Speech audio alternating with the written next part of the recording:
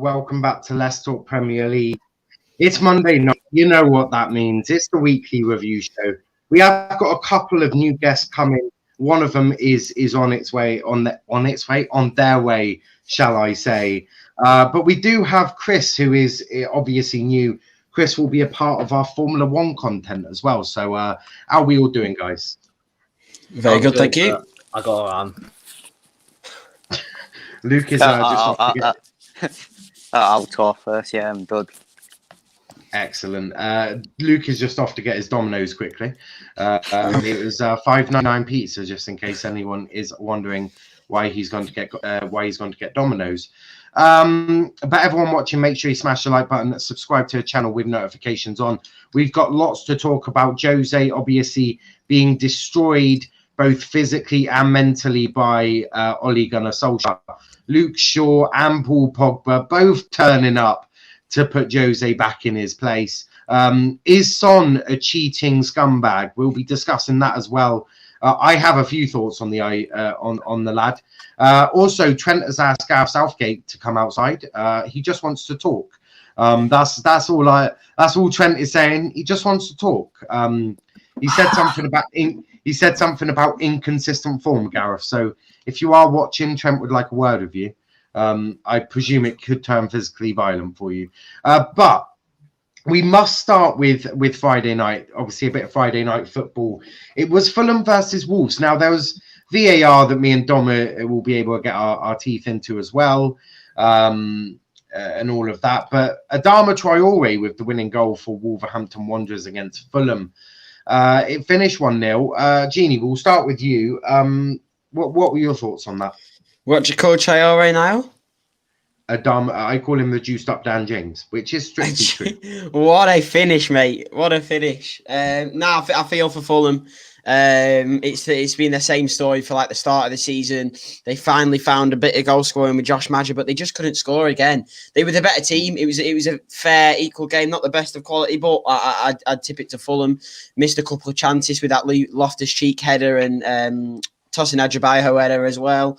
But look, Wolves took their chances. Obviously, don't know how the first goal didn't count due to VAR, but we'll leave that to you for rest for you.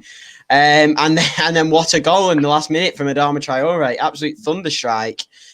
Great finish. So, yeah, I felt for Fulham, but they've got to grind out results in a relegation battle, and they didn't do it. Yeah, and the games aren't coming, well, they're running out of games, to be brutally honest. Luke, Fulham Wolves, juiced up Dan James with a goal. Yeah. I suppose not bad for Wolves. Really bad result for Fulham, though, because they're going to have to start getting these results out of somewhere. It's looking bad, not only because Newcastle won on Sunday, but West Brom win today, and that leaves them 4 points off Fulham now with a game in hand. Gini said he feels for Fulham, but I feel more sorry for Scott Parker because he's being let down because he's a very talented manager and he's quite young. And he's clearly he got Fulham playing some nice stuff, but I mean, if they go down, then they'll be victims of their own failures. Not scoring. You have to score goals if you want to stay in the Premier League, simple as. And they just, I don't know, they haven't really had the clinical striker, so to speak. Yeah, everyone thought that Josh Maja would come in, especially after that game against Everton, and do a good job there, but that just wasn't the case, really. I feel like he only got 16 minutes the other day, though. Yeah, maybe just. I think in the swapping with him and Mitrovic, one or two, simply just Fulham not getting goals, and that is going to cost you at the elite level of football. Chris, did you watch the game between Fulham and Wolves? Yeah, I did, and it was a killer pure to Fulham. Though, sucked upon. But I could ask them for a defeat for them as well, and I think Wolves will be Wolves are all right now. They're not going to be dragged into a decent battle, and they'll probably be in for top 10. They're still doable for them, and Fulham, Dame's one out for them, and obviously I'm soon we'll talk about Newcastle because they dug themselves a good result. This is a 2 pure for Fulham again, and the game's won now, but it's still not over. Still not over for Fulham. Yeah, But, no, I'd agree with that. but Fulham just, yeah, but Fulham carry just on. need to start obviously picking up the points quickly, as soon as Yeah. possible, and then they might be all right then. Yeah, I'd agree with that. But the games are running out of sort of fast. But Kenny, what were your thoughts on Fulham versus Wolves if you watched it? First of all, is my mic on? Yeah, I can hear you. All right. Well, first of all, I just want to talk about that VAR decision. Absolutely awful. I don't know how it was offside. There's been 4 incorrect VAR decisions, and the others we'll get onto later. 4 main ones, but I don't know how that was claimed as offside. Our Fulham rightfully got the justice that they deserved. I think that with Fulham, this is a massive chance to get 3 points and really get one of the teams who Wolves, they didn't look that secure before the game. They had 35 points. And just a few wins and they would have been in the battle, so they could have got Wolves a bit nervous. And then I don't see if Fulham survive, it's going to be because of Newcastle or Burnley's downfall, or Brighton, to be fair. I think, to be honest, with how West Brom are really good form, I think that Fulham could be in the bottom 2 by the end of the season. And that is very concerning, considering the position they were in just a few weeks ago. They really do need to pick up some wins soon, and you just can't see them getting them, so I think they'll go down. Yeah, no, it's going to be a tough one. But next we'll obviously we will have team of the week at the end of the week. I may have to go authoritarian on these boys if they don't listen to what I say, because FYI Mason Greenwood with the goal and assist gets in, and I will fight every single one of you if I have to. But we will get to that one in a bit. But next up, Manchester City dropping points, right? Now, to say United are going to win the title is a long shot, right? That is a long shot. But if you think about it, City have still got to play Chelsea in the league, right? That could be another 3 points easily dropped there. Chelsea are very good under Tuchel. FA Cup coming up this weekend, so make sure tune in for that one. But yeah, it's going to be tough. I think City also have to play Villa. There's a lot of tough games coming up for them. That'll be a Villa with Jack Grealish, I suspect, as well. So this could go United's way if they remain consistent and all of that. But could you just imagine the end of the season with the commentators going Bruno, Greenwood? Oh my days! The thing is, I get accused of being a United fan. I'm purely a Greenwood fan. So in my eyes, Greenwood is bigger than Manchester United. So if Greenwood could win them the title, that would be absolutely amazing. Lanzi saying Man City bottling it, West Ham winning it. That's possible. I don't know if that's mathematically possible, but look, we'll have to wait and see, won't we? But United could close that gap. But Luke, should probably actually the red card. Firstly, it wasn't a red card. Got the ball first, and it is only Jesus, and who really cares about Jesus? But obviously Leeds with Dallas. Even apparently, according to what's his name? Who's the Leeds manager? Marcelo Bielsa. That's the one, Bielsa. According to Bielsa, they had actually practiced playing with 3 men, not playing with 10 men. What do you make of the performance from Leeds? Great performance, eh? Well, that is what you call a smash and grab from Leeds. They were absolutely fantastically defensive. They were so resilient. Everything City threw at them, they were there to block it or stop it from coming into the box. They were absolutely brilliant, that, and the fact that they won it as well at the last minute, not just get us 2-1 and hold it out for 20 minutes, made it so much better to watch. And I feel like normally Leeds are praised for their attacking football, their free flow football, but today we saw a completely different approach from them. because I feel like Marcelo Bielsa knew that City would just dominate them and attack them constantly. So I feel like, he prepared well. He switched up the tactics a little bit and it worked. They've come away with the 3 points. And I'm not saying United are going to win the title, but it certainly makes the title race a lot more interesting now because United win their game in hand and they won it, didn't they? So I'm fairly certain. Well, no, they've still got another game in hand. Yeah, if they win that, 8 points off if they win that. 8 points off City, which is precisely what the one for back in 2012 when we had the famous Aguero. That one. Very similar. Could Ole Gunnar Solskjaer, and I mean, could you imagine the United?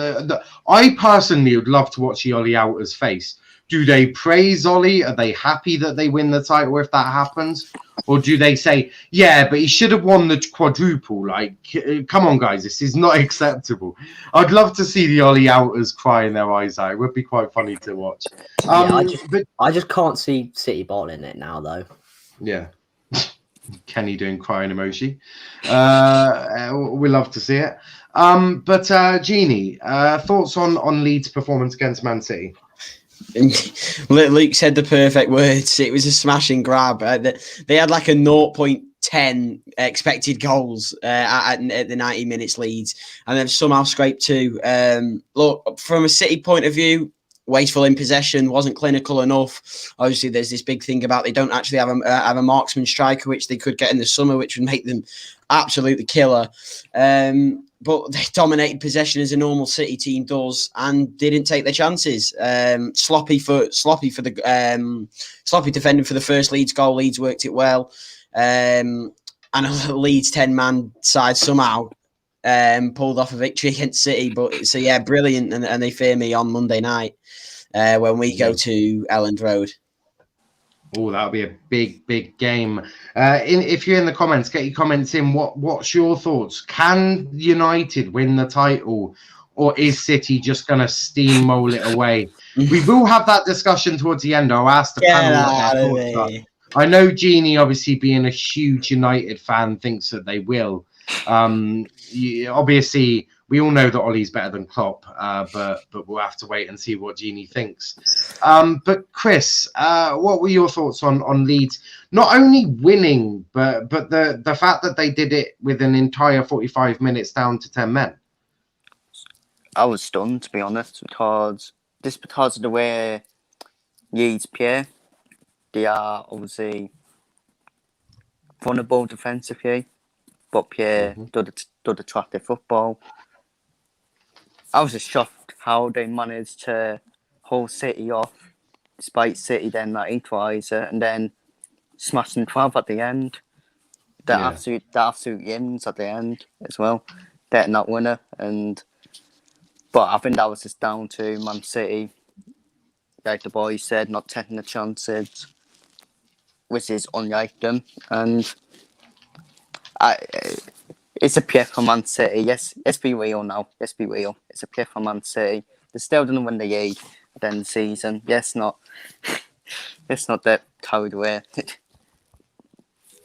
Yeah, I mean, it's likely City will win, but if they lose to Chelsea, United close that gap to 5. A bit of pressure, especially City having to operate on all 4 competitions at the moment. We could see a bit of a shock, and oh my, if Ole wins the Premier League with Dan James, then I think for United it's Ole, how much money do you want for a lifetime contract? Because to win anything with Dan James as a bench player is quite something. But Kenny, obviously City being your main rivals, sort of title rivals as well, if you want to call it that. You must have been delighted seeing Leeds beat them 2-1. We're gonna win the league. We're gonna win the league. Now you're gonna believe us. Now you're gonna believe us. We're gonna win the league. No shame. No shame. That is all he's got to say on that. All he's got to say. Just to say, our game in hand is also against Leeds, interestingly enough. Wow. But Leeds does suit United. It really does. Yeah. Space in the back, counter attack, let Leeds come onto you, and then you just smash them. That's the thing, because Man City, they play with possession, all of that. Their style of play doesn't actually suit beating Leeds. And if I remember correctly, it was quite close at Ellen Road when the two came up to each other as well. So Leeds are a bit of a tricky side against Man City. And again, it's that counter-attacking style. It's why, if you look at it, United beat City, Leeds have beat City. That's two counter-attacking sides in theory. But the next game... can I say, do you know what the most baffling thing about the result is? Leeds won. This is what I love sometimes in football. Leeds had 28% of the ball and 2 shots, two on target and 2 goals, and they won the game. Yeah. Which, if that happened to me, I'd be seething. If that ever happened to Arsenal, like when that happens to Arsenal, it pisses me off. But like that is the stuff that like Leeds aren't a smash and grab team at all. So that's something you see Burnley do, but Leeds have completely switched their style and taken 4 points off City, and that this game was one of the best smash and grabs I've seen in a while. It's such an football manager sort of style game that is. Like 28% possession, 2 goals, 2 on target, two last minute winner as well.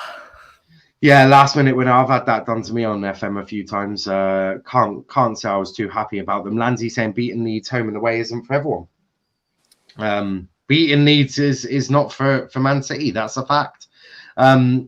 2 games not able to do it. Now, if I remember the next game after this, a small team in Merseyside caused a huge upset against Villa. I'm only joking. This is the one where Trent Alexander-Arnold has officially called Gareth Southgate outside. Trent would like to talk. He promises not to kick you in the face straight away. That comes later after your explanation of taking Trippier over Trent. But Luke, we'll start with you before we get the excitable Gini onto this one. What a performance from Liverpool. The early sort of Watkins goal could have put Liverpool down in the dumps. Their first win in 6 games at Anfield. This is their 7th game. They won it. What a performance. Goals from Salah and a last minute winner by Trent. What were your thoughts on this? Yeah, I thought Liverpool were brilliant, to be honest. They really didn't let Villa have much of the ball. And when they did, they didn't give them any time to do anything with it. Which, when Villa don't have Grealish, it's kind of hard to do anything with it anyway, because that's their only creative outlet, nabbed away from them. But, I mean, the Liverpool did go 1-0 down. It was a great finish, pounced on a mistake from the Liverpool defence. I think it was McGinn that got the assist. Alisson should definitely be doing better, to be fair, but it's another goal for Ollie Watkins. But after that, Liverpool really just kind of switched the gear, went up a gear, I guess. They dominated the ball. They had some great chances. As I'm not going to speak on VAR too much, but they should have won the game 3-1. They should have been level at half time. But I mean, what a finish from Trent as well at the end to win it. That was an absolutely beautiful finish. 100%. Pretty much a middle finger to Gareth Southgate, who was watching in the stands. But that game win really gives him. Did you see how upset Gareth looked when Trent scored that winner? Looked like he wanted to cry. Probably because Trent called him out. Big up to Charles in the chat. Big up Niall and Gini. Big up to yourself, obviously. Big up to the rest of the panel, Luke and Chris and Kenny. But Gini, we might as well go to you on this one. What a performance. Trent officially calling Gareth Southgate out. But what a performance, especially how it had to happen. VAR trying to take the result away from you. The FA and the PGMOL, I'm officially calling fraudulent. I think there is match fixing. I think the FA definitely has an issue of 2 clubs. The other club played late on Saturday night. But what a performance from Liverpool. Looked like the Liverpool from last season. Played fairly well, but found a way in a tough game. Villa's always tough. I didn't think they played particularly well. They definitely struggled without Grealish, like Luke said. But it was a great result for us. onto Madrid now. But Trent, fantastic defensively and attackingly, by the way. He's not just an attacking right back, although his defense isn't that good. You've got to big it up when it was all right. Salah, decent goal. Looked lively all game. Obviously, was unlucky to miss that 1-on-1. For me, Bobby Firmino, like I said, man, the match. That's the Firmino from old. The dropping in deep, punching the ball through the lines, constant pressure all the time. Milner, fantastic. But yeah, all focus on Wednesday. But it was a great win. And VAR, you're a disgrace. We'll definitely be. Me and Dom are gonna have great. I was making thumbnails, right? So I was making thumbnails late into last night. I was making a new one for Ref's View. I've actually genuinely had to get a picture of the VAR monitor to put in the thumbnail because every single week we're talking about damn VAR. Why can't it be as good as goal line technology? Goal, no goal, sorted. I want that. That's what we wanted. We didn't want this armpit or sleeve offside. No. The FA, stop being corrupt little assholes. But Chris, we'll get to you. Great result for your boys on Saturday. It was weird seeing Liverpool playing 3 p.m. on a Saturday. yeah, normally on dinner time, evening, whatever, or Sunday, because of the TV rights and all that, bid club and all that. So yeah, great win. Then it's a very tough team against one of the best defences in this season in the Premier League. Obviously, people have got their opinion on Tyrone Mings, but the back four of Aston Villa have been solid all season, and obviously the goalkeeper has been, for me, the goalkeeper of the season in the Premier League. Yeah. And great win. The storyline would have said, obviously, it was scrappy, but it wasn't at all. It should have really been 3-1. But I'm not going to get into that shambles of a decision. But yeah, it's what I expected, a tight game, tight win. And and we move on to hopefully another Madstone night at Anfield in second year on Wednesday. Yeah, big game. We will have match reaction as always, potentially. I still need to find Liverpool fans for that. Lanzi saying VAR, you're a disgrace. Hope the FA gets relegated. I would relegate the FA. And then promote the Vanarama Conference boys to take charge of the Premier League because clearly the FA are corrupt. Get Niall in charge. Yeah, well, I don't mind that. I've said that me and Dom are quite happy to do VAR for every single game in Stockley Park as long as we're paid correctly and have stuff to help our mental capacity. Then we're more than happy to do it. VAR decisions made within 10 seconds. These sort of offsides, nope. And basically, I'll referee the game from VAR. I don't have to be physically fit. I just have to sit behind a monitor, look at all the images, and tell the referee that he's a dumb cunt whilst he runs around the football pitch. Especially if I'm on VAR Lee Mason, because he's a bit shit. But Kenny, I wanna get to you next. Liverpool, they're beating Villa. Can Liverpool get top 4? Imagine being sick. Imagine being sick. Yeah, you're not getting top 4, mate, and we're gonna win the league. Imagine being sick. So shameless. No shame at all. You're gonna be in the Europa Conference next year. Just remember. You're a disgrace to football, and I hope you get relegated. I love it. Oh, I love the shamelessness, to be honest. So do I. So am I. Big up to Kenny. We love having Kenny on these streams. Do you know what? He backs his team to the hills and back, and he'll blow smoke at anyone. United could probably get relegated. He'll still blow smoke at Liverpool fans. But no, it's a good one. We do love it. So I think Kenny's saying Liverpool won't get top 4 then. But Moving to Crystal Palace now, they opened up like a prostitute on Saturday evening. Not the greatest result, losing 4-1 to Thomas Tuchel's Chelsea. Now, I've said that the FA or the Premier League need to look into match fixing because Thomas Tuchel's Chelsea to score more than 2 goals is a little bit dodge, right? But it is a bit dodge. But Luke, we'll start with you again. Havertz getting a goal, Pulisic getting 2 goals, Zuma getting a goal.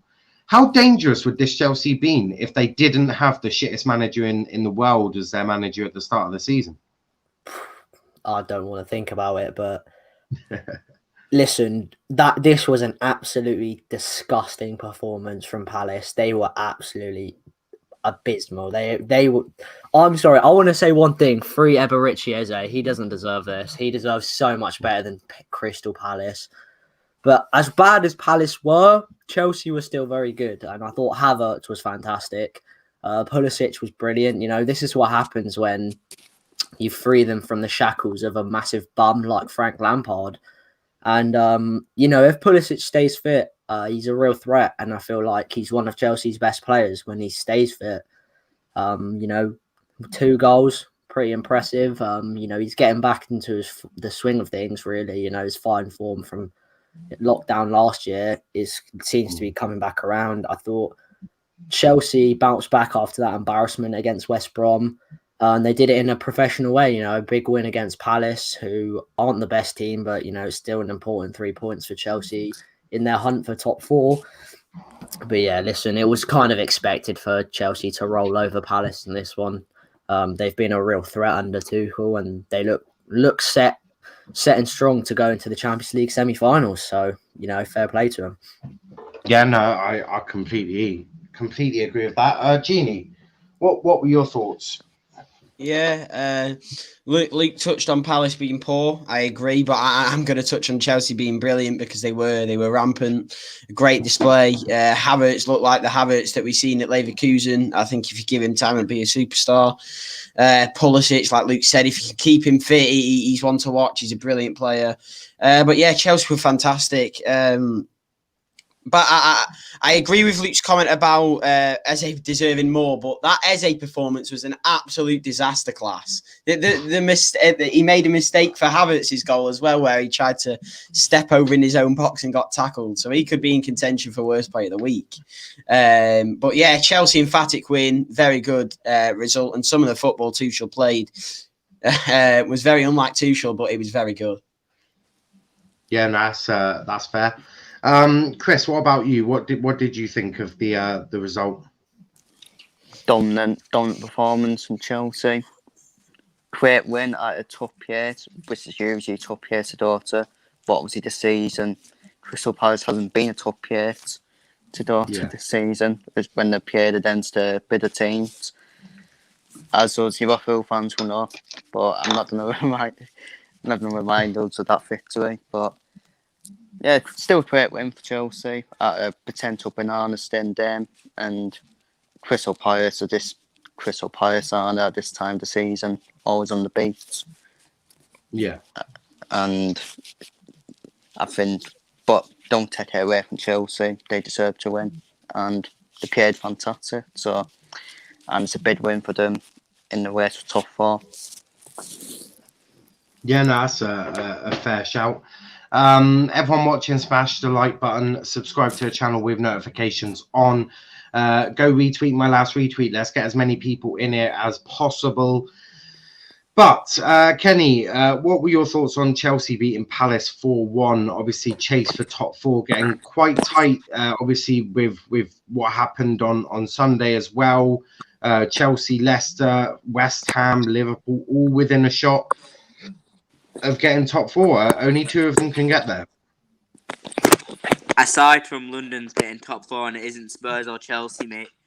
You're saying Eze deserves better than Crystal Palace. What about every single Chelsea player on that pitch deserves better than Chelsea? Smallest club in the world, except from Man City and Liverpool.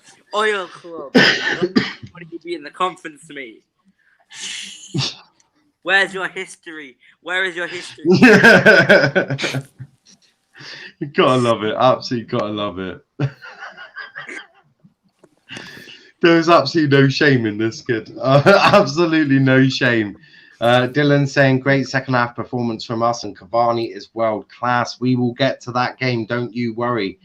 But obviously, I want to talk about Chelsea briefly. Does anyone think that Chelsea can eat? Well, of course they can get top four, but does anyone here think that they will get top four? I do. I Yeah, think I it'll do. be Liverpool and Chelsea. I don't. I reckon Leicester and West Ham. Kenny just goes with what he wants.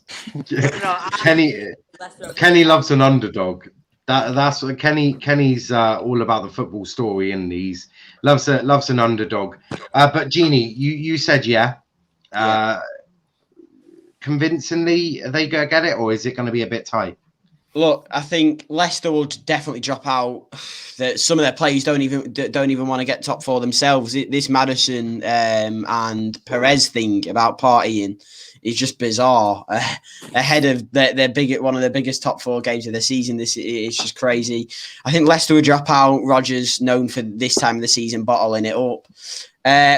Look, West Ham just keep proving people wrong game week by game week. So that'll be a tight one, but I do see both us and Chelsea getting it at the end. I just think the quality and the class in the squads will show through. So I'm going to go with Chelsea to get it. Big up to Velvishwan in the comments. Liverpool fan, so he's arriving at roughly. Oh, he's just missed the Liverpool stuff, but we a good solid performance from Liverpool. But Luke, you also said that Chelsea would get top four. What makes you say that? Thomas Tuchel's really coming in and proved them massively. You know, he's got them playing. It's good football. It's not my ideal type of football, but it's good football. I feel like he's starting to get the best out of Kai Havertz, which when unlocked is a dangerous thing. He's a fantastic footballer, as we all know, and I feel like he's really improved not only the form, the football, but the morale of the squad. It seemed to be quite low. There were quite a few unhappy players under Lampard. And I feel like now they just look like a hard team to beat. I know they got absolutely slaughtered 5-2 by West Brom, but every team has an off day. There have been some other hammerings by some teams that I won't mention this year. But I feel like it'll be a tight one. It won't be a landslide, but I feel like it will be Chelsea that get top four coming in the season, along with Gini. I'll back your team, Liverpool, to get top. That's a fair shout. Velvishwan saying, he then corrects it by saying, sorry, I mean Leicester do miss Maddison. So he says, I do think Leicester missed Maddison. He was also injured last season, and that's why Leicester crumbled. But it looks like there's behavioural issues within the Leicester camp, which towards the end of the season, with how tight it is, that is the last thing you want. But behavioural issues are at fault for that. But Chris, Chelsea, can they get top four? Yeah, they should get top four way with their squad depth on paper. Yeah, there's no way they should be outside the top four by the end of the season with that squad depth on paper. And I think Chelsea will do it. There's question marks again over Yetzer. A bit like last season. Also, that bottling mentality, because Brendan Rodgers seems to have it as a mindset, as we know, as Liverpool fans, has that bottling mentality in him. But that's not way down to him; it's down to the players on the pitch. Yeah, I totally agree. I think Chelsea would do it. As for the other team, well, I don't off my boys, Liverpool thoughts. Yeah, I think the quality of squad depth will show in the end. Just with that, go on. Sorry, West Ham, they're still putting people on without Declan White and Antonio this weekend. Still pretty one, and I mean they've done well this season, West Ham, but yeah, I still think Chelsea and Liverpool should be able to get top four in the end, in my opinion. It'll be tough. It'll be a tight weight, right to the end. But I think I just think Leicester and West Ham will just fall off at the end. I think West Ham had an opportunity as well. They were in the top 4 race in that crazy season in 2016, but then they fell off near the end. So Yeah. But who knows? Who knows? It's been a crazy season this season. So Yeah. Gini, you wanted to come and say something, didn't you? Yeah. Just with that that Rodgers thing about that he's known for bottling it, but you got to blame the players. For me, you've got to question Rodgers now. The amount of times he's known for doing this, he's done it twice at Liverpool. He did it last season with Leicester. He unbelievable manager, but when it comes to that crunch time in the season, he's already got them there. He bottles it. He falls apart. So for me, you've got to blame Brendan Rodgers. I think both should take the PM. Yeah, I think once or twice is a coincidence, but 3 or 4, that's. But to be fair, the Leicester squad that was out against West Ham probably shouldn't even be up that high on paper. So, it's okay. Yeah. Kenny, Chelsea top 4. I think 4th place is up for grabs. I think. I know you can want to laugh at me, but I do think West Ham will get 3rd, just because they have the easiest fixtures left. They only have Chelsea left out of the remaining fixtures that are in the top 4 is. I'm not counting Everton because Everton are shit. I think that they will. I think that they will get 3rd just because they also have the squad that has the passion, they have the desire, and Moyes is a great manager when he doesn't have a team with the players like Man United, a team with the stature of Man United. West Ham is sort of perfect for him in a way, and I do think because they do have the players, Lingard gives them that creativity, and I would have waited until the West Ham Leicester to explain this further, but I might not get that far. But actually, I'm going to say something. If I do get that far, I'm going to say something for them. And then as for 4th place, it's up for grabs really. Chelsea, Leicester, or Liverpool could get it. I think Spurs are out of it completely because Spurs are quite frankly bottle jobs. But Chelsea, I think, will just miss out because I think Leicester, for some reason, I just have a feeling that they'll just start clicking at the end of the season again. But it really is up for grabs. Any one of those teams could get it. I don't think Liverpool will get it because I just think Liverpool will go on a bit of a poor run after they go out the Champions League, and because of course confidence will go down, and then of course they will go back in good form. But I think they'll be too late. For That's a fair one. Couple of comments here. Liverpool and West Ham are 2 teams out of Chelsea, Spurs, Leicester who have the easiest fixtures, so that could play a part. Yeah. Lansley saying Chelsea are still in the Champions League, which is extra games, and the FA Cup as well. And similar with City, obviously, they're in all comps as we know with Carabao Cup and all of that. So this season is far from finished. That's fact. But moving on, we do have Burnley versus Newcastle. First half, Burnley were all over Newcastle. In the second half, St. Maximin and Callum Wilson came on. Sorry, I thought you talked about the goals. No. I was just saying the St. Maximin and Callum Wilson came on and really changed the dynamic of the game. Does this now mean that Newcastle are safe? No. It doesn't mean they're safe, but it's looking difficult for Fulham. And West Brom, by the way, they're still in it somehow. Yeah. Dom saying evening fellas from the Boozer. Obviously, as we all know, Dom is a huge alcoholic that needs our support sometimes. Gini just spoke, didn't you? So, Luke, what were your thoughts? I wasn't able to watch the game, but after I watched the highlights, and all I can really say is that what a player Alan St. Maximin is. He came on 33-minute cameo. He got a goal and an assist, scored the winner with a lovely finish as well. Jacob Murphy's goal was a lovely finish, well taken as well. But I mean, this is a big result for Newcastle. It's a bad result for the other teams like Fulham, who dropped points, West Brom, who picked up points, but it's still not the best result for them. But yeah, massive result for the Toon Army and Saint Maximan. What a player! He's just a joy to watch. Some of the footwork he comes up with. Sometimes you think that he's not human. That to have that sort of player in a team struggling in 17th is 18th. Sorry, is it 18th or 17th? I think it's 17th. Is criminal, to be honest. He needs a big money move in the summer. Hopefully, he'll get it to a bigger team. But yeah, fair play to him. Dropped an absolute not disaster class, absolute masterclass. Yeah, no, that's a fair shout there. Winter Surfer, big up to you as well. Good evening to all. Good evening to the Winter Surfer, obviously. A great guy. Will be coming on more content on this channel as well. Lanzi saying West Brom to go unbeaten and stay up. Strong words. Big shouts there.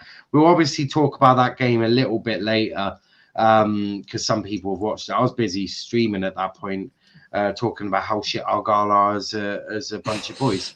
But Chris, what's your thoughts on Newcastle? Does this result really help solidify their place in the Premier League next season? It does, but nothing's over yet. Nothing's over. Yeah, one defeat for Newcastle and one sneaky win for Fulham. Then it all changes. Then that closes. But I do worry for Fulham now for the rest of the season.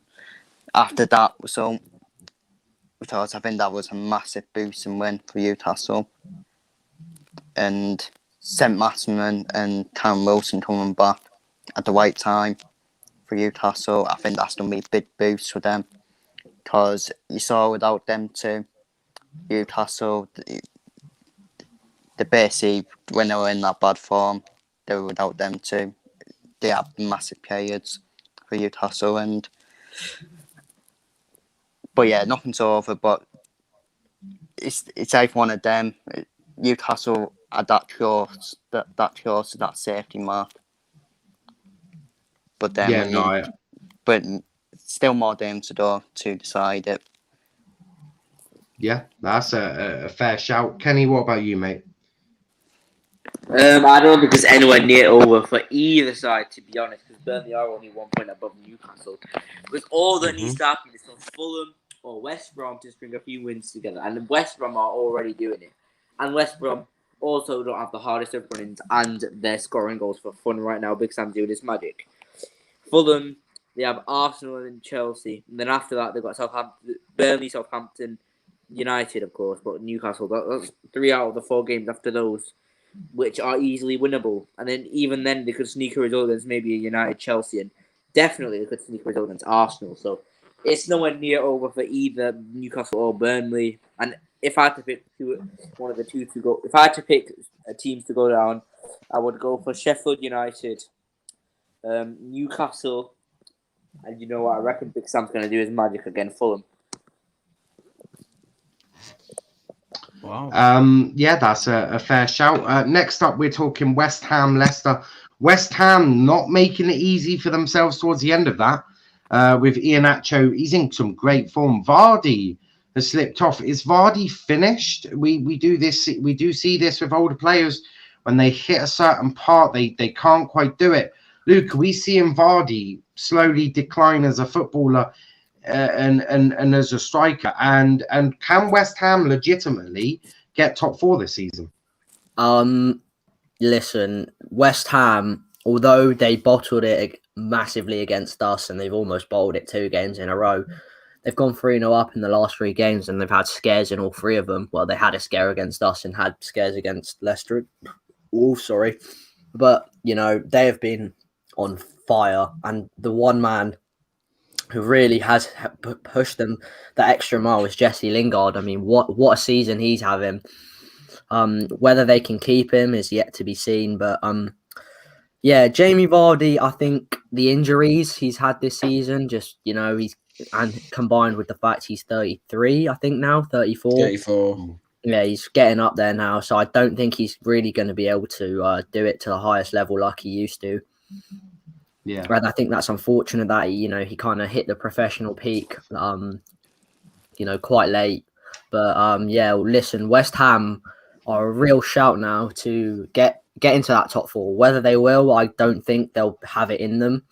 But all credit to West Ham and David Moyes for pulling off this feat, because it's not an easy one at all. yeah. No, I totally agree. Velvishwan saying, Velvishwan, I will say that comment after this one. It's a question for Gini and Chris. But Gini, West Ham, can they legitimately get a title shot? Not a title shot, a top four shot. And what's your thoughts on Vardy? Yeah, for West Ham, look, like I said at the start, they keep proving us all wrong on what they're going to do this season. David Moyes is doing a fantastic job. Injuries is becoming a problem now. They got Antonio out for however long. Declan Rice out for nearly for like 4 to 6 weeks. Cresswell got injured again on the weekend. One thing they do have to watch out for, at the minute they get away with it, at Arsenal they didn't. They've got to shut games out. They aren't closing games out. They're 3-0 up 3 times in a row, and the results have ended 3-3, 3-2, and 3-2. So look, they got to work on shutting the game out. Injuries could take a part on them. I don't know. They keep proving me wrong, so I don't want to comment on them. I'm going to say no, because if I had to predict, I'm going to say City, United, Chelsea, Liverpool. But you never know with this West Ham side at the minute. But Vardy, yeah, he's struggling. He's had like Luke said, he's been on and off this season with a lot of injuries, which is obviously his age playing a part with the amount he runs. You've got to expect that for his age. But yeah, it does look like he's struggling. I think the last time he scored was against us, actually, which was an absolute gift. And I don't know when he scored before that either. So age, look, he's been a man for age is just a number so far, but possibly age is catching up with him. And I think they need a new number 9 next season. Yeah, no, that's a fair shout. Going quickly to the next game before we go to Chris and wrap up the Leicester game. Obviously, Kenny, you have to go. So give us your thoughts on the United win against Tottenham then. I think it was a great response in the second half to that woeful first half performance. Fred was atrocious until his goal. After his goal, it was great. And if I am back for Team of the Week, just expect me to name the whole United 11. Just expect me to do that. So if I'm not back in time, just remember my vote is for the United player who started. Just remember. Well, Greenwood is definitely getting in there, even if I have to go all authoritarian for the first time ever. I don't like doing it, but if the boys don't seem to agree on me, I will have to do that, because Greenwood was absolutely excellent. But we'll get to that one. Obviously, Kenny, you've got to go quickly, but yeah, hopefully you'll be back for Team of the Week. And yeah. Yeah, bye to everyone who's watching, and remember to subscribe and like and do everything. Basically, so bye. Absolutely, and we'll see you hopefully back for Team of the Week. But yeah, Chris, give us your thoughts on the Leicester game. West Ham, can they legitimately make that top 4 battle? And what's your thoughts on Vardy? Is he finished? Starting off with West Ham, I'm not ruling them out. With cards. Because some people might rule them out and they'll keep on proving us wrong again. But I just think with the injuries they're now starting to pick up, I think it will come back to haunt them.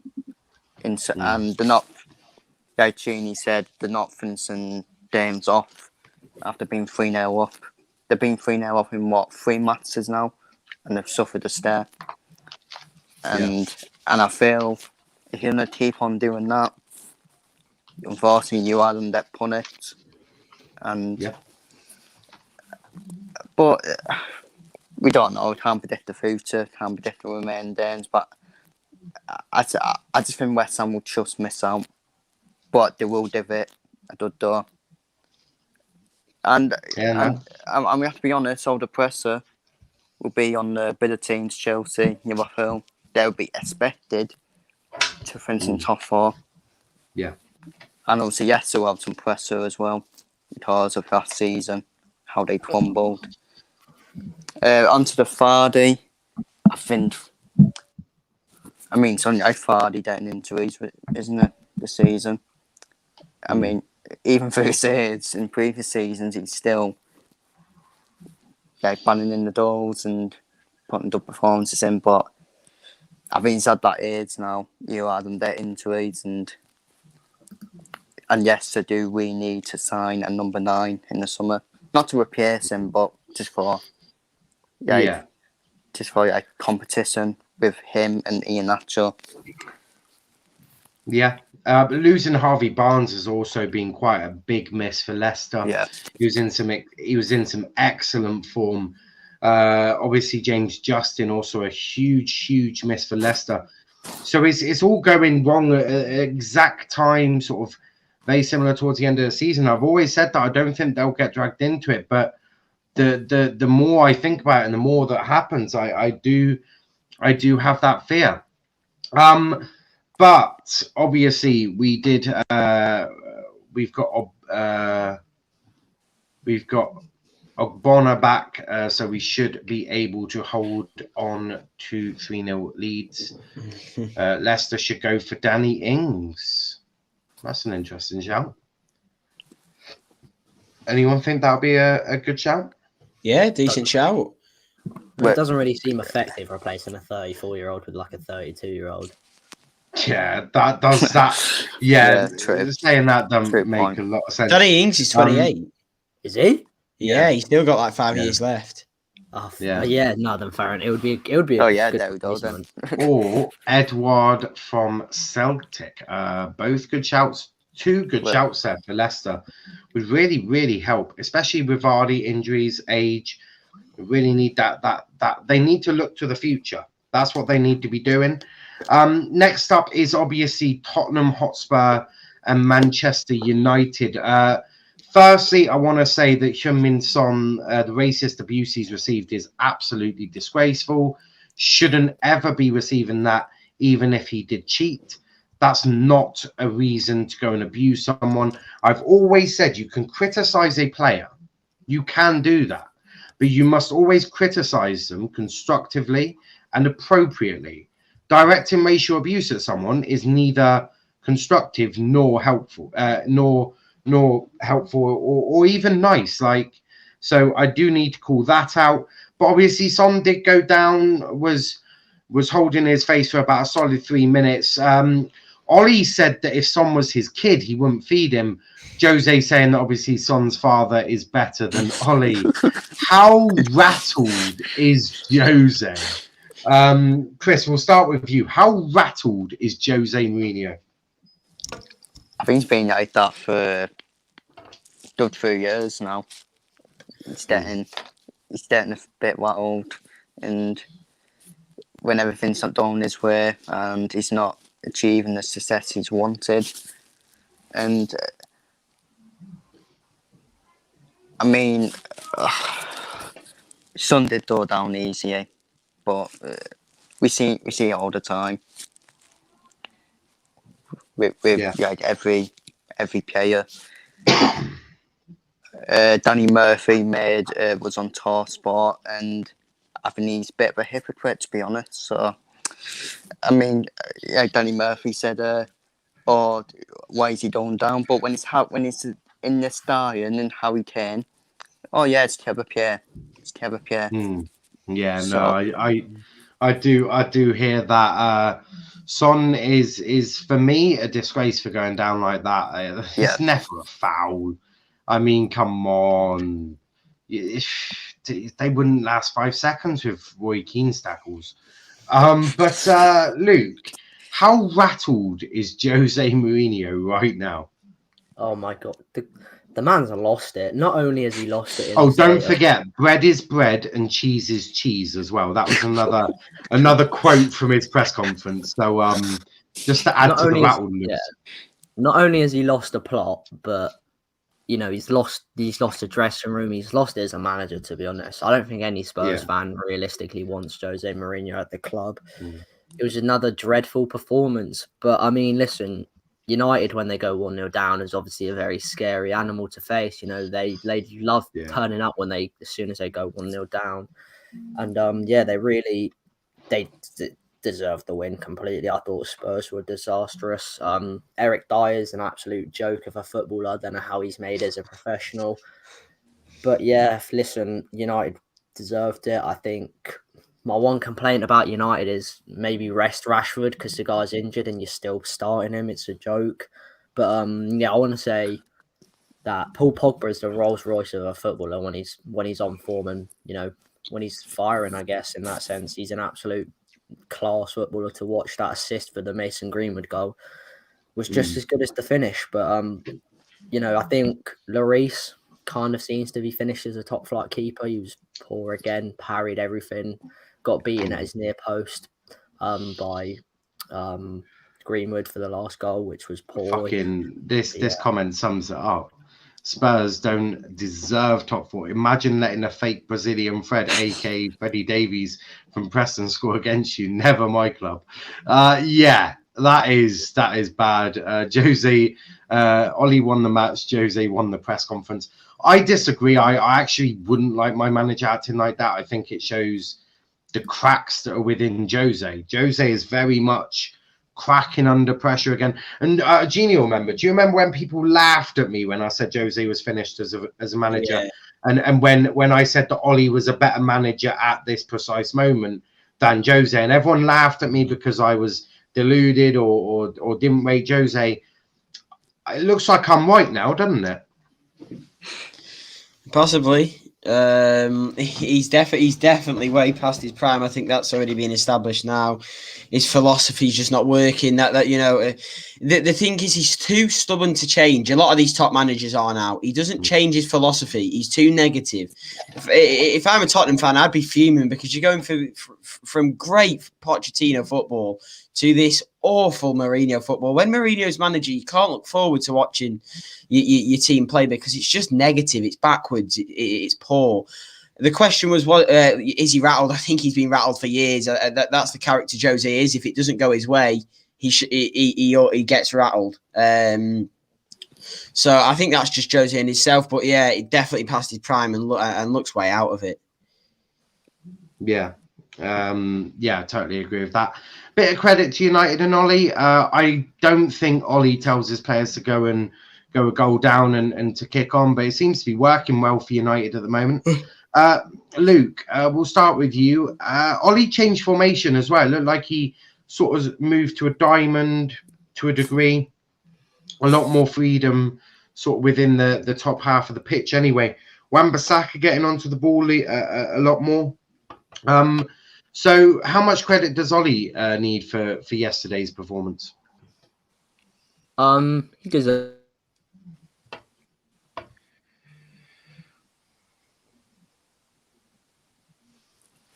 Can you hear me? Yeah.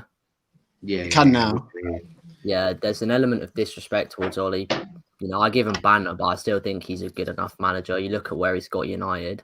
I know he's got good players, but I mean, you know, you need a good manager at the end of the day, and he's not an awful one at all by any means. You know, he knows his players and he knows how to use them, and I feel.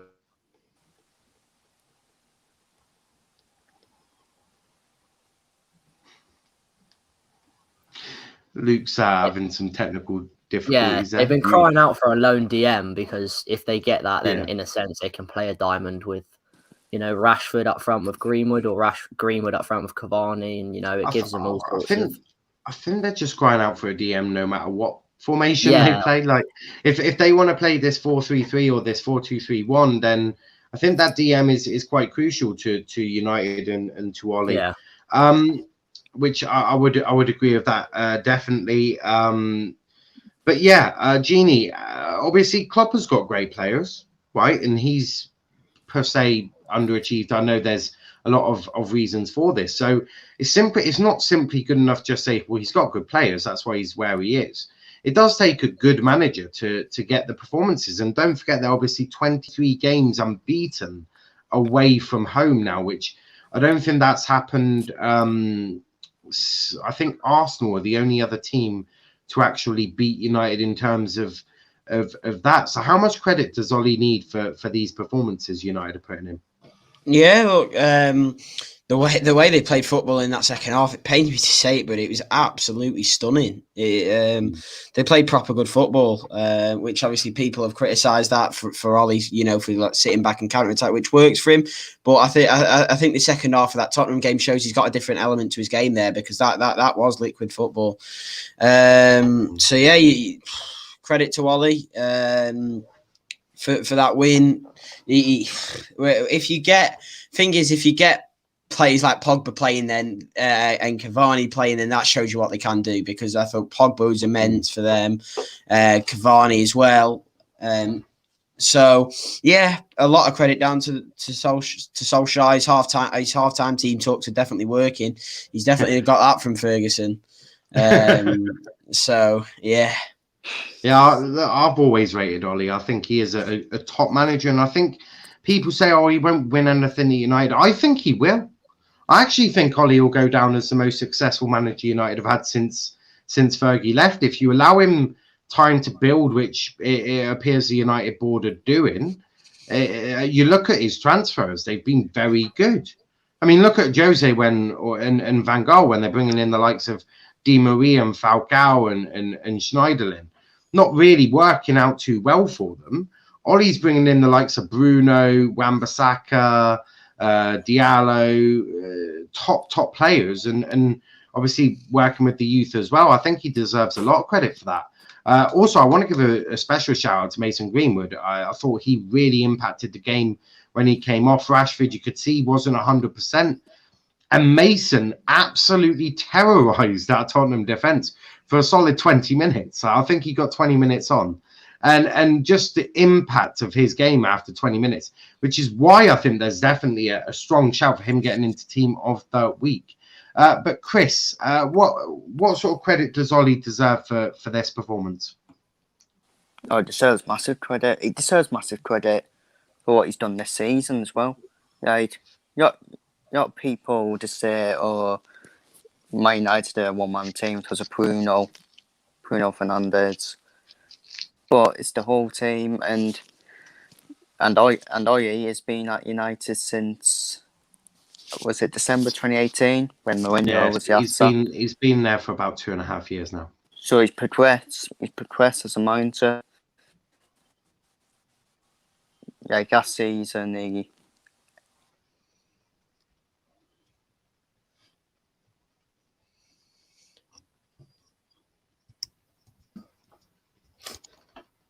Yeah, I think Chris is now starting to suffer from some technical difficulties as well. But yeah, no, look, I think Ollie's doing very well. Spurs fans are so ungrateful every time Spurs lose. They always blame either Doherty or Jose, not their defenders. I think there's an element of blame, all of them. I think everyone deserves to take a lot of blame from that. Velvet's fan also saying, I'm going to say it, Ralph Hasenhüttl will replace Jose at Spurs. Apparently, there are strong links saying Nagelsmann will be the next Spurs manager, which probably suits both of them quite well, because Nagelsmann does need to prove himself in the elite level. Tottenham are a relatively fair, good team in the Premier League as well. It could learn a lot from that, and obviously use Spurs as a stepping stone. I think that's quite clear before he heads off to Old Trafford or to Anfield or to the Etihad. One of them, I think he would end up at. I don't think he would go to Chelsea. I don't think that would suit either of them. Velvishwan saying Bruno yet to lose a Premier League game away. Greenwood got a goal and assist. Absolutely did. But next we move on quickly to Sheffield United Arsenal. 3-0 win for Arsenal. 2 goals for Lacazette. 1 goal for Martinelli. Injury to Saka. Luke, it was a fantastic day in the office for you, wasn't it? From one star boy to another, from Greenwood to Martinelli, it was a one we haven't, it was a performance we haven't seen from this Arsenal side a lot this season. It was disciplined and professional. Sheffield are a team where you. I don't know. It's like the COVID virus with these lags. Oh Jesus! Sorry, there were times where we looked a bit sloppy on the ball, but apart from that, we were never really going to lose that game. We dominated the ball. There were some nice moves for.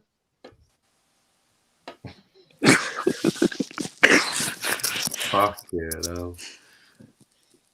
Luke, try leaving 1 minute. Try leaving and then join back again. It might just be the connection. We'll get Luke back to talk about that. Nice to see comments on hate channels who don't let their fans have a say. Yeah, we won't go into that too much, but yeah, comments always on, whether they're positive or negative. We'll always have comments on. But yeah, Luke, you hopefully should be okay now. Yeah. But yeah, listen, Dolby.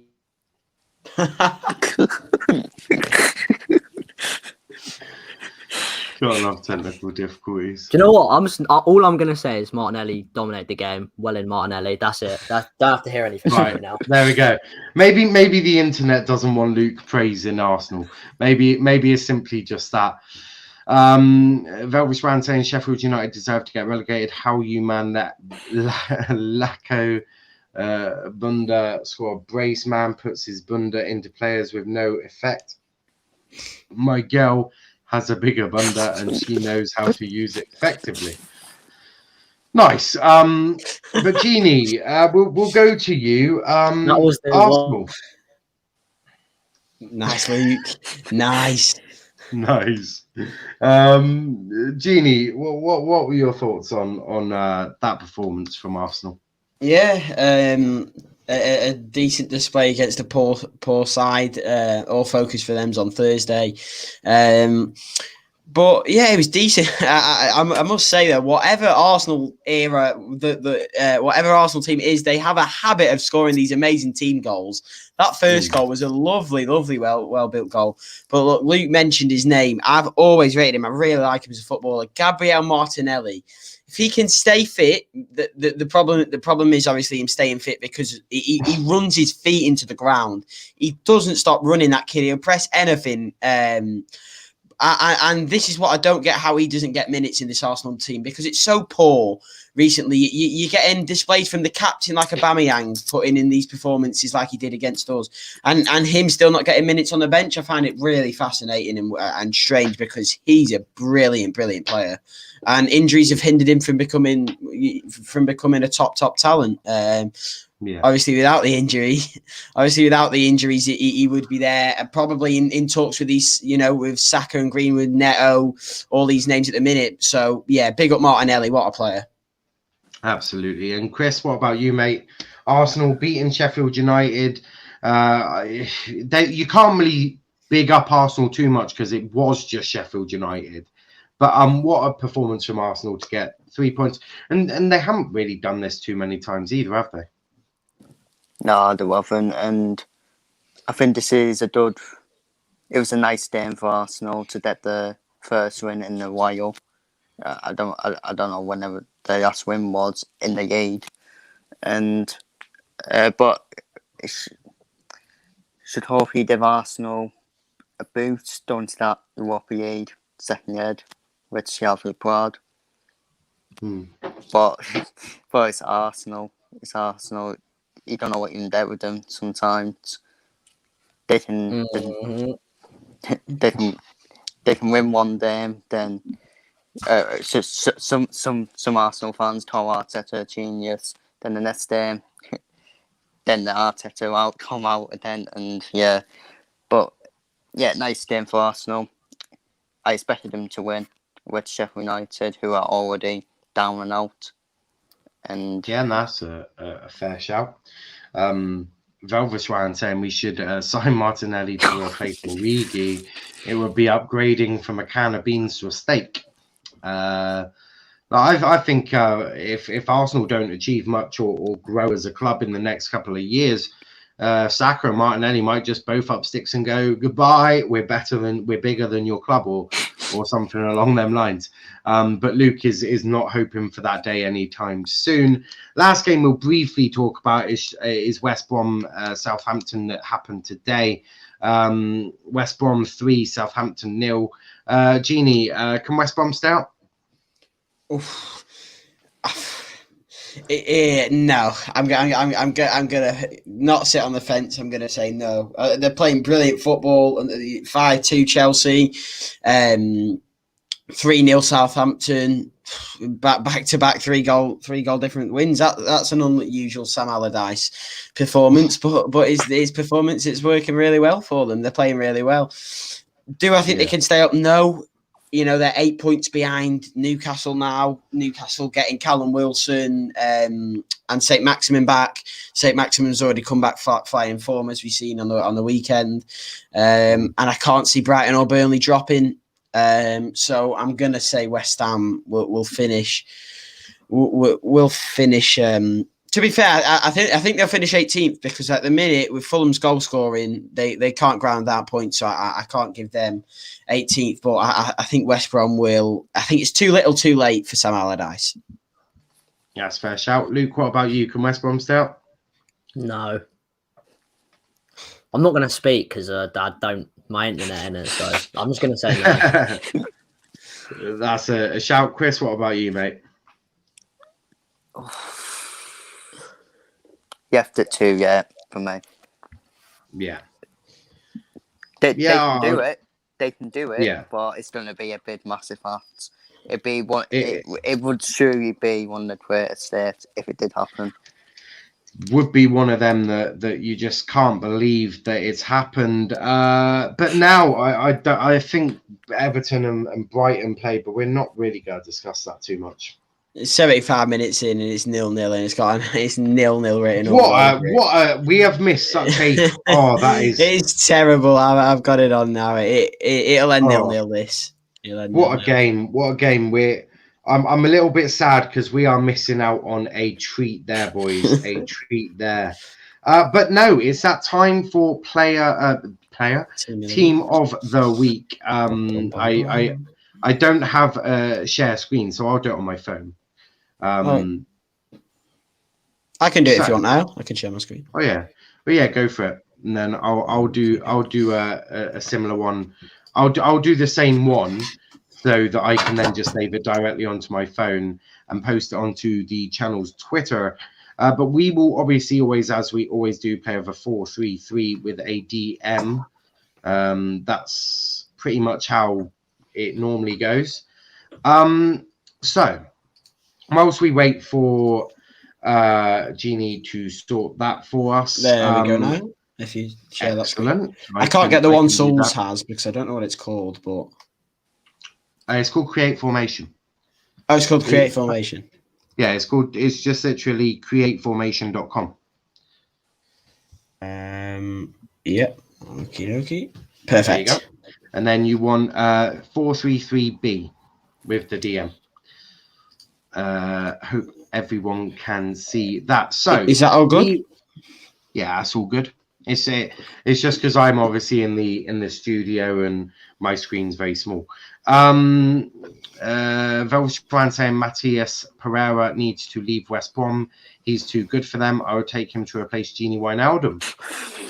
Some interesting goalkeeper Meslier. That's a shout. It is definitely a shout. But we will start with you, Gini. Who is your goalkeeper of the week? For sure, for me, it's Sam Johnston. Clean sheet, dominant in there, and he saved the penalty from James Ward-Prowse. So for me, I'm going to put Sam Johnston in there. That's a shout. What about you, Luke? I'm going to go with Emi Martinez. I thought he was excellent actually against Liverpool. He made some very big, strong saves. You know, his distribution's excellent. So yeah, he's going to be my choice. That's a shout. The only issue of doing this with 4 is that there could be some tiebreakers. But luckily, we got the comments to sort that problem out. But Chris, who is your goalkeeper of the week? I'll have to go for Sam Johnson. Okay. And yeah, I also go Sam Johnson. What a performance, clean sheet, saves a penalty. What more can you ask for a kid? So Sam Johnson goes in as goalkeeper of the week. Gini, who is your right back? For sure, Trent Alexander-Arnold, no explanation needed. Brilliant performance and the winning goal. I'll do you a deal. I'll let you have Trent if you give me Mason. Deal accepted. Excellent. I also picked Trent Alexander-Arnold. Luke, who'd you pick? I'm picking Mr. Stop Saving Chats. What a performance at right back. Oh my Luke has just violated Trent live on stream. Chris, who is your right back? Has to be my boy, Trent Alexander-Arnold. Yeah, I thought he was my man of the match against Aston Villa, if I'm being honest. Not just because of the goal. Did brilliantly attacking wide and defensively. And yeah, has to be Alexander-Arnold. England's best right back out of three. Excellent. Kenny has just joined us for Team of the Week. no. It's okay, Kenny. I've just negotiated with Gini about where there's only a few United players I want, and we've just negotiated. But that's three for Trent. No, 4 for Trent. And Kenny, who do you pick? I think I know. Yeah, Trent. But where is Henderson? What happened to Henderson? Why would Henderson be in when Sam Johnson kept a clean sheet and saved the penalty? Yeah. Kenny. Sam Johnston's kept a clean sheet and saved a penalty from the most prolific set ball taker in the league. So, yeah. What were the votes? 3-1. No one voted Henderson. You'll be happy. Yeah, it was 3-1. It was 3 for Sam and then 1 for Emi Martinez. Right, I don't know how Henderson's not even got a vote, but I'm just gonna at least give Henderson a vote. But Trent, Nah, you're too late. Get out, man. Get out. I mean, he can give Henderson a vote, but it doesn't change the fact that Sam Johnston. Yeah, we can do that. But Gini, who are your 2 centre backs? Number 1 is Kurt Zuma. Very good, but he got his goal. He got a goal. And I don't know how many of you watched it, so possibly you won't vote for him. But Bartley today, West Brom versus Southampton. He was absolutely immense. Captain led by example. He was superb in the back for West Brom. So I'm going to say Bartley and Zuma are my 2. That's a shout. And what about you, Chris? I completely agree. Zuma and Bartley for West Brom. Yeah, that's a fair one. Luke, what about you? I'm going Kurt Zuma and Diego Llorente from Leeds. Thought it was absolutely fantastic. Really dealt with the City attackers. So yeah. Kenny, hold on. So hold on, Chris. So who did you go for? You went Zuma and Bartley. So Zuma's in, and then Luke went for Zuma and Llorente. If he picks Kenny, both United centre back. Oh my God. Kenny, do not be an idiot or I'll ban you for life. Well, I was going to do a pity vote for the Sheffield United players because I thought Bartley and Zuma would run away with it. But just to make it interesting, I'm going to vote Llorente. And who's the other one? And Zuma's already had it. Zuma's already had it. Zuma. Right. So it's down to you. So I'm going to go for Llorente just because he's had to face Manchester City with 10 men and has dealt with it superbly. So Marcus Llorente, how do you spell Llorente? Yeah, I've got him in there. Yeah, but I need to put it on mine. So yeah, Llorente.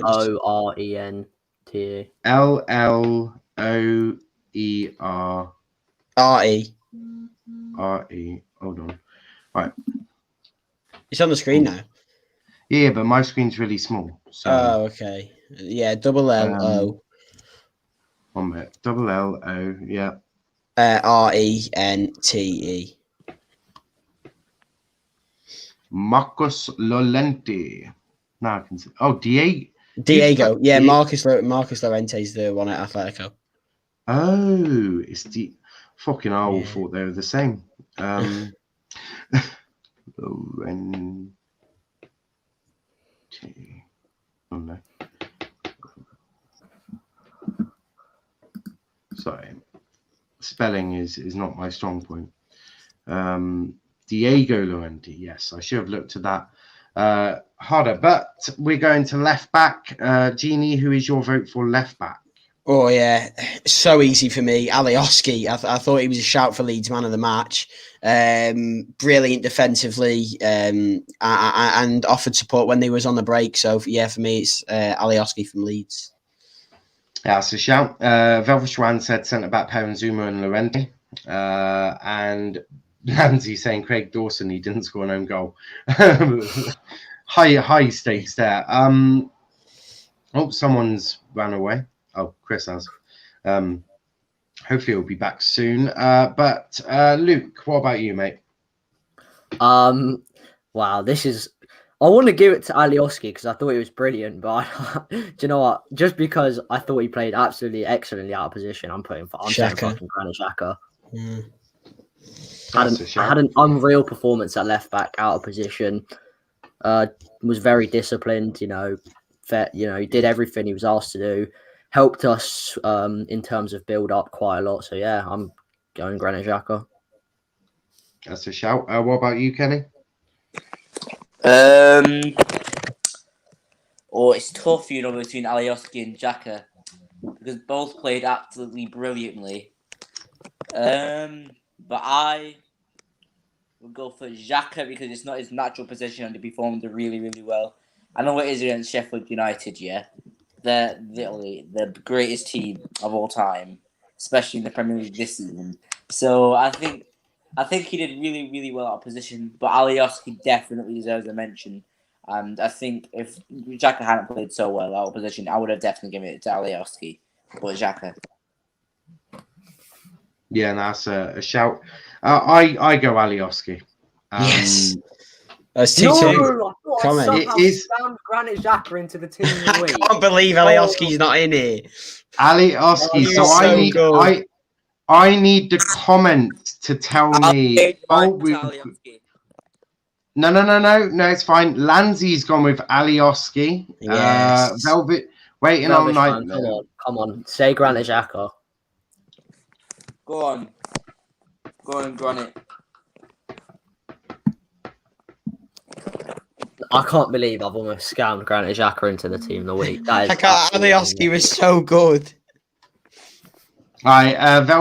He goes also for Alioski. Yes. Gets in. We are not getting the Swiss McTominay in there. Wow. That's a disgrace. Xhaka robbed. Kenny TV, you don't get a vote because you're in the stream. Rob. Disgraceful. How's that disgraceful? Because Granit Xhaka deserves it, mate. Yeah, but one was facing Manchester City, the other one was facing Sheffield United. Sheffield United beat your precious United, mate. Come on. Hold on, they're not my fucking precious United. They beat my Argyle. They beat my precious Argyle 2-1. The same result as they beat United. But we move. So the back line is Trent, Llorente, Zuma, and Alioski. DM, who is your DM of the week, Gini? Yeah, for the people that didn't watch the game, you've got to take my word of choice for it. Yukoslu again. He seems to scrape it in here every week, but again, he was amazing. He also set up one of the goals. I think he got the most tackles in the match, most passes. He looks very good, and I think if they go down, he could be a good signing for like a mid-table team. So yeah, Yukoslu of West Brom for me. A shout from Lanzy saying Mark Noble. So someone who hasn't got in too many times. Yeah, not bad. The problem is the midfield is going to be the hardest one this week because there have been some great performances from a lot of midfielders. I totally agree. Do you know? I'm gonna give my vote to Mark Noble. Fuck it, why not? So we got one vote for Noble, one vote for Yukuslu. Luke, who is your DM of the week? Easily by a landslide, Okay Yukuslu. He's absolutely phenomenal. I've had my eye on him from the minute he joined because I've got a friend who's a West Brom fan who told me to look out for him, and he's been class for him, honestly. So yeah, Yukuslu for me. And Kenny.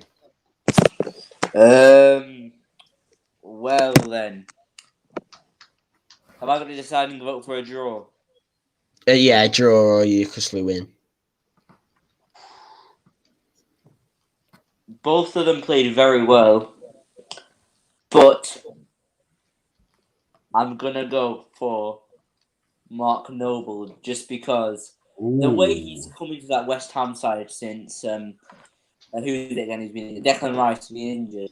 The way he just come in and easily slotted in there and being at the same level as Declan Rice, not better, but the way he played was absolutely amazing. I know they nearly went on to bottle the game, but even if he didn't play, they would have gone on to do that anyway. So yeah, my vote is for not Mark Noble. Go on comments. Do what you want. There's a West Ham fan in the comments, isn't there? It's true, to be fair. We've got one vote for Mark Noble and one vote for Yukovslu. Yes, who said Yukovslu? So what it was Velvishwan. So I was thinking flip a coin. Gini, heads or tails? Tails. Tails it is. Yukovslu is in team of the week. I'm not one for lying. So yeah, Yukovslu is in team of the week for the second week in a row. But now the two central midfielders. Oh, another vote for Yukovslu as well. So we got two. Didn't even need to flip a coin, but we did flip a coin and Gini beat me. But the two central midfielders, Gini, who are your picks? Yeah, Luke said correctly. I think a lot of good centre mid performances, but for me, it's two easy ones: Stuart Dallas and Jesse Lingard, both with a brace against top teams. So they really stepped up to the plate. Can I just say, yeah, I completely agree with that. Lingard and Dallas for me. Luke? Oh my God. This is so hard. Because I was going to give Velvetran said, yes, my second account worked. Love to see it. Hopefully you're subscribed on both of them. I'm just chucking it out there. But yes, Luke, what are you saying? But it's hard because I want to give because Lingard didn't play midfield. He kind of played up front on the wing. So it's kind of hard for me to put him there.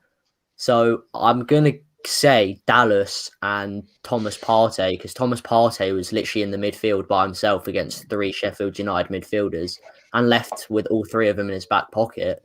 So Andy got an assist with a lovely little turn. So I'm going to give credit to him there and put him in my team of the week with Stuart Dallas. Dallas is going in.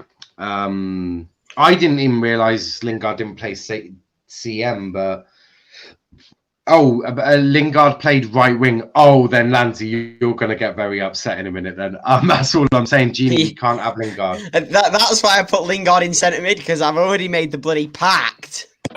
Well, you could put Greenwood up front.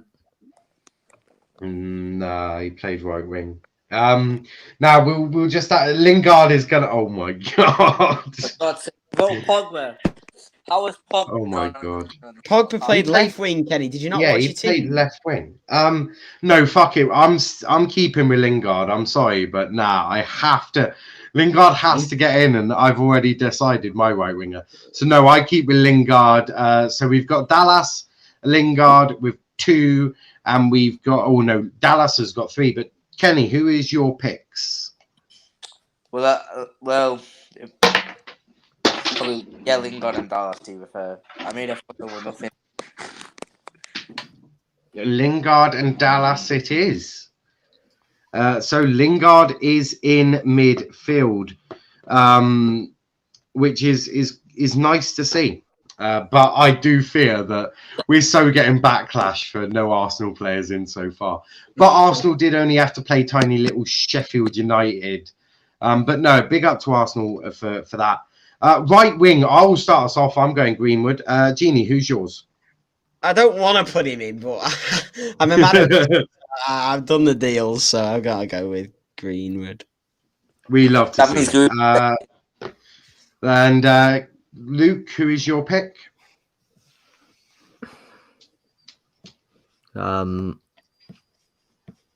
Mason Greenwood, but I want actually. Do you know? No, I'm not going to say it. Mason Greenwood because I know who I'm putting in left wing now. It's Mason Greenwood. Yeah, I think I sort of agree with you on that. And Kenny, who is your pick for right wing? Which I feel is going to be quite an easy one. The best youngster in the league for potential wise. So you're going Mason Greenwood. So Mason Greenwood has made it to right wing, which we love to see. Velvishwan saying Greenwood 100 or whatever that figure is. Oh my God. Russ is saying if you don't put Pulisic left wing, I'm going to riot. Well, I'm not. Oh my God. Lansy saying Mason Greenwood. Yeah, Pulisic is left wing. It's fine. You want Martinelli in, don't you? I've got Saint Maximan left wing. Oh no way with Pulisic. No way. Finally, he literally got his team Craig Dawson goals in the league. So let's go left wing. That seems like a contentious one. Gini, who is your left winger? Yeah, it's difficult because if you do watch the game and go more than goals, Kenny's right. Pogba was unbelievable against Tottenham, which is a tough opponent. Luke's got a fair shout with St. Maximin, but Pulisic was up and down. 2 very good goals. Look very sharp for Chelsea, and if they can keep him injury free, he's a superb player. So I'm going to say Christian Pulisic. Do you know what? If Pogba didn't try that fancy trick when he had that chance to score, I'd have gone Pogba. Because if he had got a goal, that would have been the perfect game for him. But just because he didn't quite get that goal, yeah, I go for Pulisic as well. So that is 2 votes to Pulisic. Velvishwan is saying, oh, no. Russ is saying, who over Pulisic, Velvishwan? Matt saying, yes, Greenwood. Greenwood absolutely getting in there. I had to make a pact to get him in there, but it was worth it. And Russ saying, yes, Gini. I also go for Pulisic as well. But Luke, who is your vote? So it's 2 votes for Pulisic. So who is your vote? Pulisic played well, and I've said Pogba is one of my favourite footballers. He did so well. He should have had a goal and 2 assists. Got robbed of a second assist for that Cavani goal. But listen, my pick, St. Maximin, single-handedly won his team the game. A very important game as well, and a very important win. Goal and assist and 30-minute cameo is impressive. So St. Maximin for me. 100%. And Kenny, are you going to give Pulisic the win? Are you going to give Pogba the vote so that it would mean that Pulisic went in? Or are you going to give it to St. Maximin, which means that it goes to a draw and we have to go to comments? Hold on, let me just think about this.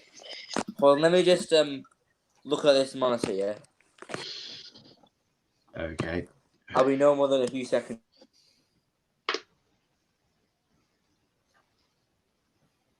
By the way, where else nothing is, Everton's falling apart again. 0-0 against Brighton. Love to see it.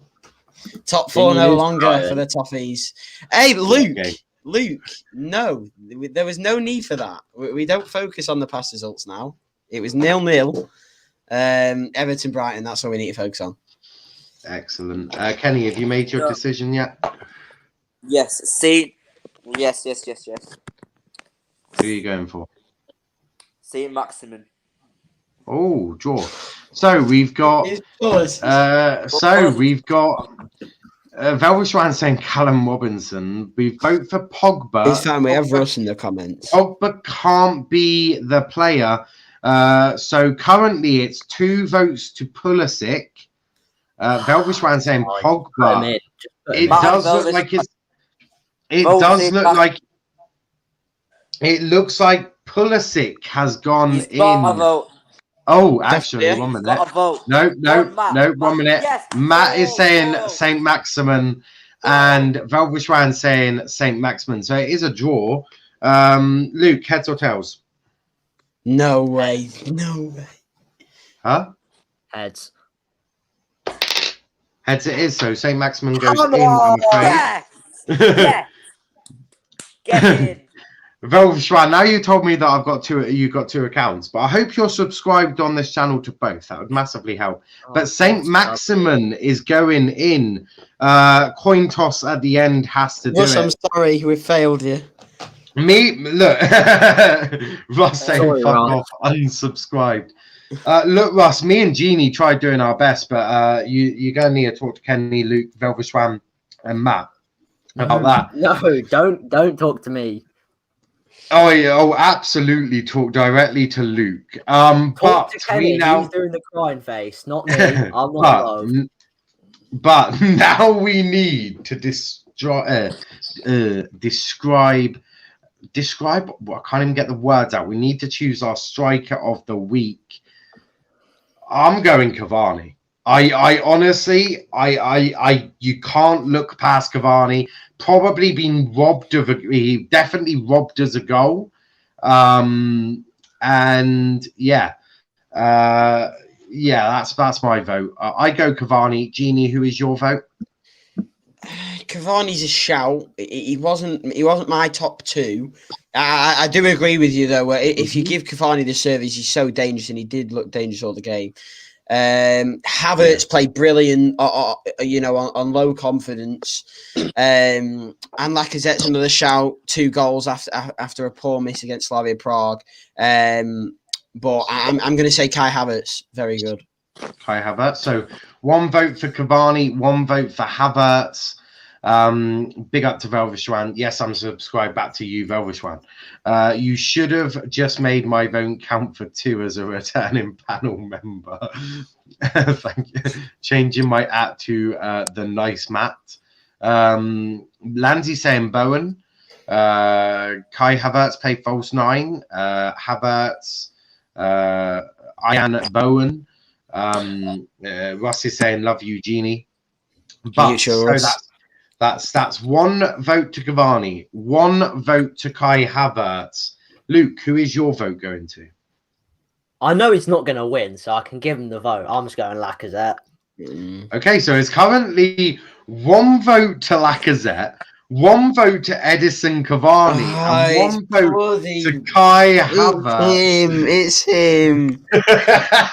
And Kenny, who is your vote for striker of the week? You lot do not deserve Cavani, so I'm going to go Lacazette. Oh! What? No way! Of all people. Hold on. Kenny, I love you. Kenny, I love you. Kenny has just said Lacazette. Kenny, I love you. I can't believe Kenny's just said Lacazette. So that is 2 votes to Lacazette, 1 vote to Cavani, 1 vote to Kai Havertz. So Lacazette is actually got in to team of the week, which is mad. Absolutely mad. Oh, Matt is saying, what on earth? Hashtag Kenny out. Judas, hashtag Kenny out. Cavani. Okay, Kenny is literally. Deserve Cavani. I would have voted him, but you don't deserve him. Well, so why put Havertz there? Wow, so Lacazette.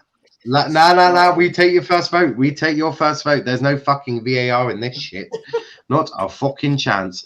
It's bad enough we have to see it in the real stuff. But that is your team of the week. So I'll go for it again. We've got Sam Johnson in goal with Trent, Llorente, Zuma, and Alioski, with Yukuslu, Dallas, Lingard, Greenwood, Saint Maximin, and Lacazette. It was so good up to here. Russ is saying Pedro now, goes I'm on. raging. You've left out Pulisic and Havertz. Look, Oh, I so- voted Pulisic. I voted Pulisic. I voted both. I didn't vote Kai Havertz, but you can understand why I voted Cavani because he had a Easy enough. super game. Not really. He just had a super game. So I understand the rage that Russ is getting. The Russ has got. Get Kenny gone. He's fumbled the bag twice. I wasn't going to vote for Havertz anyway. Dallas in there though. Put 11 Lingards. They are better than all the trash except for Trent. That's a bit rude. I think everyone in this team deserves to be in there. Crystal Palace tax doesn't count. Ouch. There is a lot of rage. Tax does though.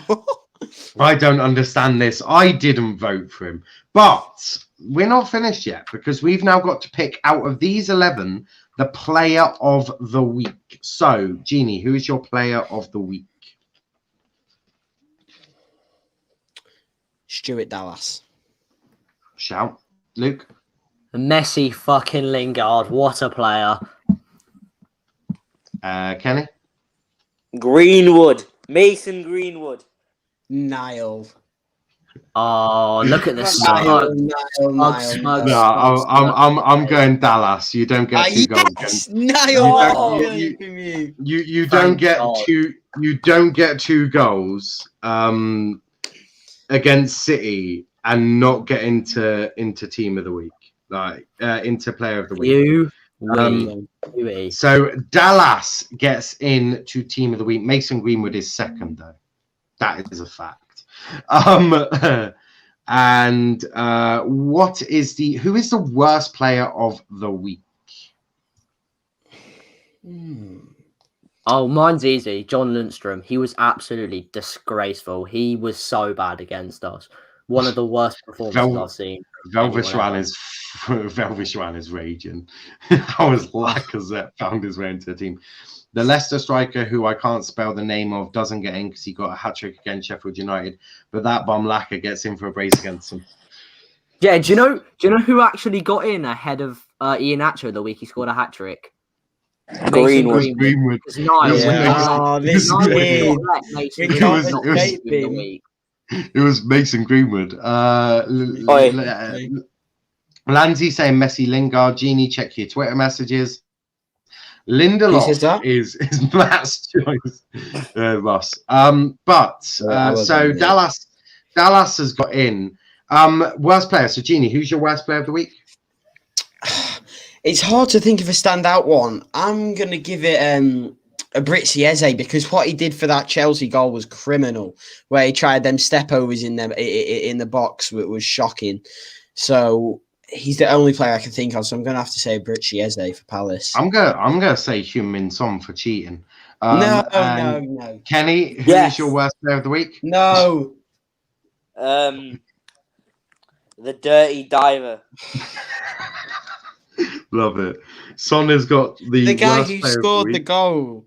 He's in the military. He was in the military. How's he going down like that? To be fair, he did look like he was suffering a lot from that painful tackle from McTominay. That finger must have brushed an eyelid. It was a left hook, man. Shut up. If that's a left hook, then Jesus Christ, I don't want you anywhere near a fight, bro. Luke, you said yours, didn't you? You said Lundstrom. Yeah. So Heung-min Son gets in as the worst player of the week. I just want to put that there. Happy for that to happen. Where do I put Son? It's okay. You don't need to. I write these down and I'll put them on the Twitter. And then we now need to pick manager of the week. Genie, start us off on manager of the week. I'm going to say Marcelo Bielsa. I know Ollie Solskjaer's going to win it, but Bielsa to win a game at the Etihad 2-1 on the run of form they're on with 10 men for a whole half. Marcelo Bielsa. Tom is going to be raging when he sees that. But Luke, who is your manager of the week?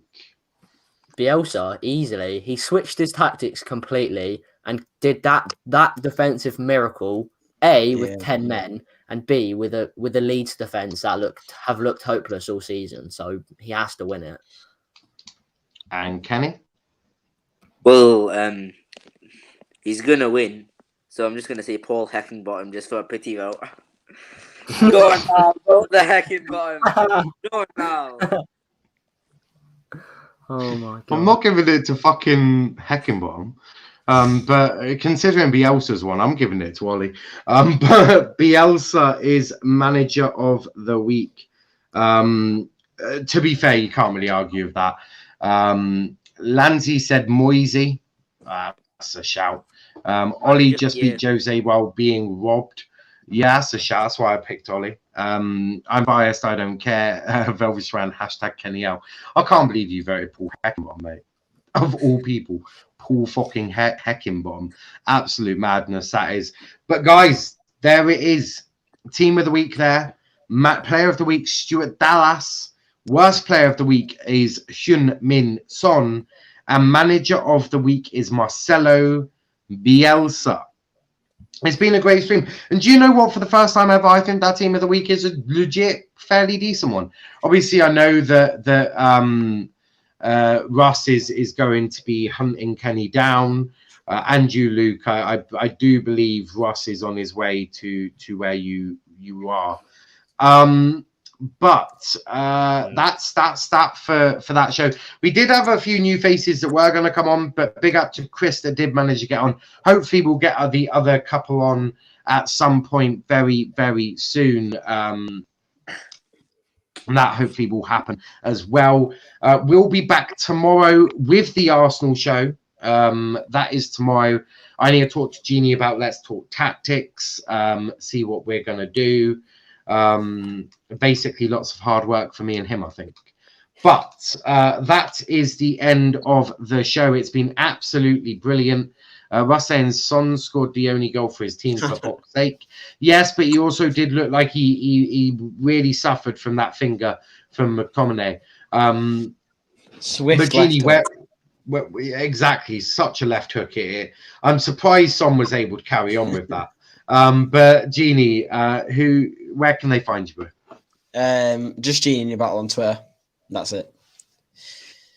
Was it match day 31, by the way? Yeah. Cool.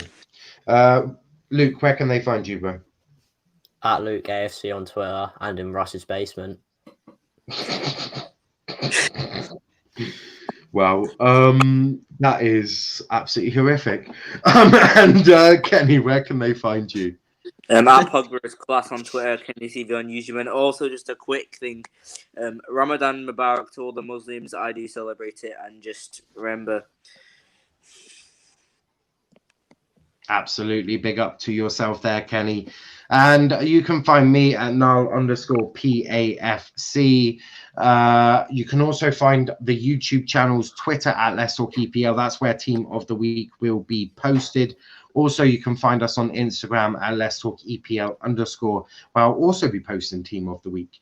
Velvet Swan saying, wait, so Gini, are you a Wijnaldum sexual? No. Oh, Well, that's he put a comment up. I don't know if it's still there. There's been so many comments. Did I ask you his comment? Oh, here it is. Off topic, Gini. Well, it was Chris at the time as well. Would you sign Kabak on a permanent? Yes. Hopefully with Canate. But yeah, for 18 million, 20 years of age, he looks like he's definitely going to be a grower in this Liverpool team. So yeah, for sure. Velvet Swan. Absolutely. I sort of have to agree with that as well. But we have come to the end. I just remembered Velvet Swan did put in that comment that I thought I'd get answered as well. But yeah, we'll be back tomorrow with the Arsenal show at 8 p.m. Plenty to talk about. Obviously, previewing Slavia Prague. Can Arsenal finally do a decent thing and beat a team of racists?